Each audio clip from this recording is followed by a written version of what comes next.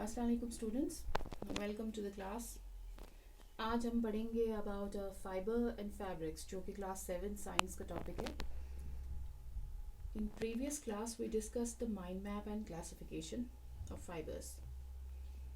So today will discuss about wool which is an animal fibre, जो कि हमारे syllabus में है 7th के। हमें इनको डिटेल में स्टडी करना है, एनिमल फाइबर्स को, वूल और सिल्क को। So today our topic will be wool. So wool आप सबको पता है हमें मिलता कहाँ से है। वो एक आउटर कवरिंग जो है एनिमल्स की, जिनमें कि फर होता है, हेयर होता है, उनसे मिलता है। तो कौन से वो एनिमल्स हैं ये हम डिस्कस करेंगे। सबसे पहले आपको पता होगा कि शीप जो है, शीप के अलावा और भी एनिमल्स हैं जिनसे हमें ये वूल ऑब्टेन होता है। लाइक फॉर एग्जांपल गोट है, यैक है, एल्पैकास है, कैमल है, etcetera. So wool is a fibre derived from the hair of sheep and goat. Yak, alpacas, camel etcetera है। सो वूल जो है that is a fibre which is derived from the hairs of sheep, goat, और भी जिनको फार laden animals जो हैं, जो है जिनमें हेयर होता है, तो उनसे हमें मिलता है। The hair of other animals such as alpacas, camel, yak may also be called as wool. So ये wool जो है it's not only related to sheep, लेकिन जिनकी outer most covering जो होती है, जो hair होता है, fur होता है, तो जिन भी animals का ये होता है, तो उनसे हमें ये wool जो है वो obtain किया जा सकता है। सो इसके लिए अब जब हमें वूल ऑब्टेन करना है, फाइबर, हमें वूल फाइबर चाहिए होगा, तो उसके लिए हमें ब्रीडिंग करनी पड़ती है। तो ब्रीडिंग तो हमको पता ही है, बायोलॉजी में हमने पढ़ा होगा, टू प्रोड्यूस एन ऑफस्प्रिंग।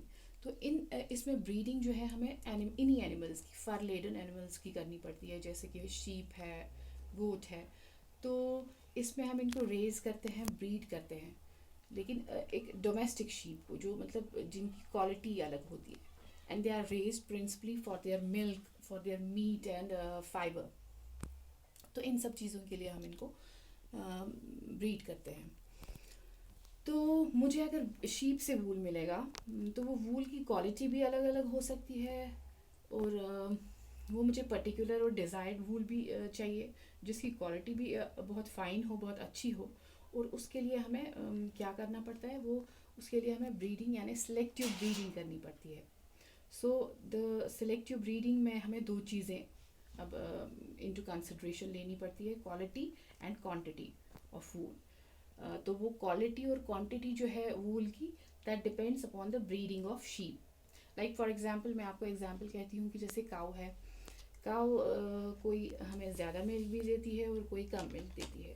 अब अगर हमें कोई कभी ज़्यादा मिल्क वाली काऊ चाहिए, तो हमें उसी टाइप के काऊ की ब्रीडिंग करनी है। सिमिलरली ऐसे अगर हमें ऐसा शीप चाहिए जो हमें अच्छी क्वालिटी का भी वूल दे और ज़्यादा वूल भी दे, तो उसके लिए की जाती है सिलेक्टिव ब्रीडिंग। इसमें सम ब्रीड ऑफ शीप जो है, उनमें कुछ रफ हेयर भी होता है और किसी में कोर्स हेयर भी होता है। तो अब हमारे जो मेन पॉइंट ऑफ व्यू है वो होगा रिलेटेड टू शीप ब्रीडिंग।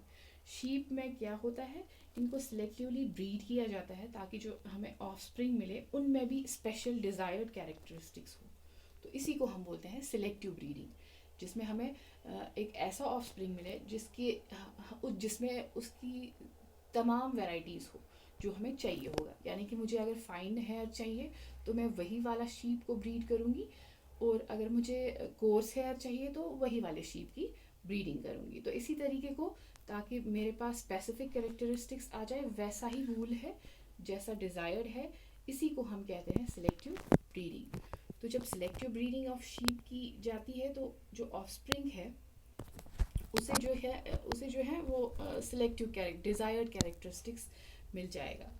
सो जो आउटर कवरिंग है, इसी को रिमूव किया जाता है और इसी का ही वूल फाइबर ऑब्टेन एक्सट्रैक्ट किया जाता है और इसी को फैब्रिक में कन्वर्ट किया जाता है। तो बच्चों, आज हमने पढ़ा सिलेक्टिव ब्रीडिंग ऑफ शीप। इसे हम कैसे ब्रीड करते हैं इन एनिमल्स को, फर जिनमें होता है, हेयर जिनमें होता है। तो फिर हम इसको जब फार वहाँ से एक्सट्रैक्ट होता है, तो इसी को फिर हम प्रोसेस करते हैं। तो जो प्रोसेसिंग ऑफ वूल है वो हम अब कल अपने लेसन में पढ़ेंगे। तो उसको हमें डिटेल में पढ़ना है, प्रोसेसिंग ऑफ वूल। तो आज के लिए इतना काफ़ी है। होपफुली ये सारा आपको क्लियर हो गया होगा। बाकी अस्सलाम वालेकुम।